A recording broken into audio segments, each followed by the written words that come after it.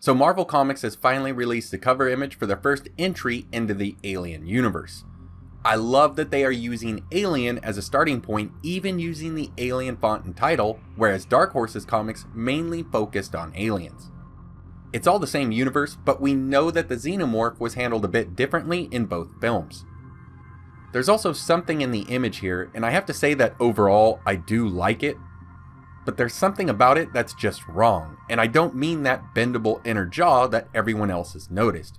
But perhaps the biggest news is that we'll be getting a new breed of Xenomorph in the comic as well. So let's take a look at that cover art and their synopsis to see what Marvel has to say about Alien issue number 1.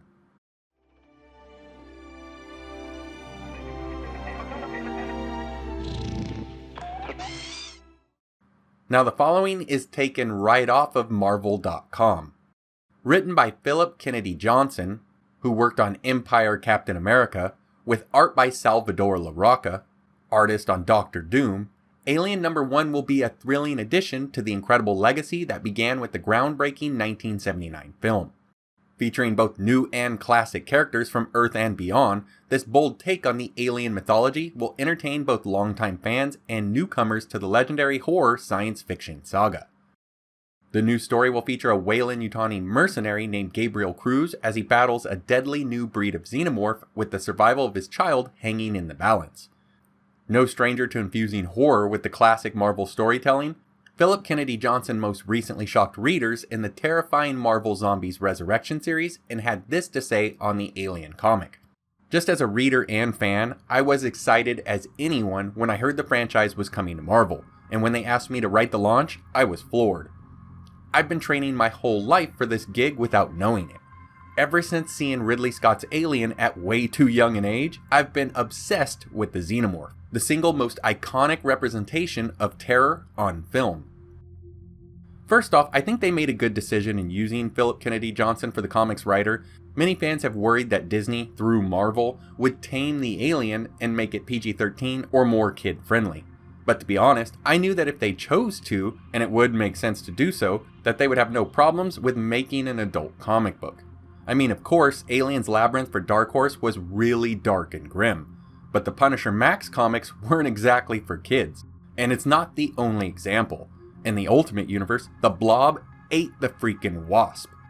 And in Mighty Avengers, the Sentry tore Ares, the God of War, in half, with his guts spilling out in great detail over a 2-page spread. And that was during a major Marvel event, Siege. Yet to really see what you can expect from the series, check out the Marvel Zombies newest edition with Resurrection. As mentioned before, it's done by the same writer and cover artist. And without spoiling the series, it's dark, with heroes getting turned or eaten alive. There is tons of gore here, and it's definitely a more adult series for Marvel Comics. Now they also said we'll be getting a new breed of Xenomorph, and I love me some Alien variants. But is that Alien on the cover the new Alien?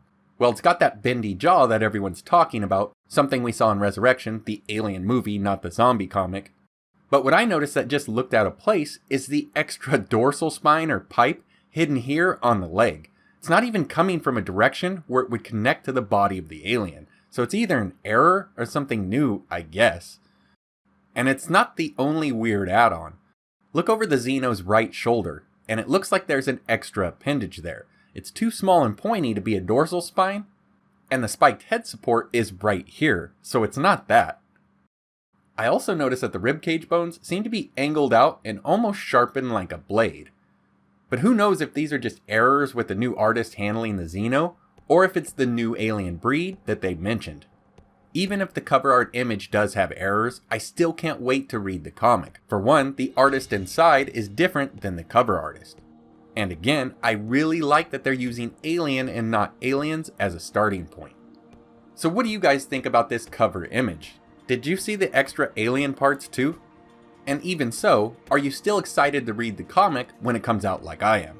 I'd love to hear your questions and comments down below. And as always guys, thanks for watching, take care, and I hope to see you next time.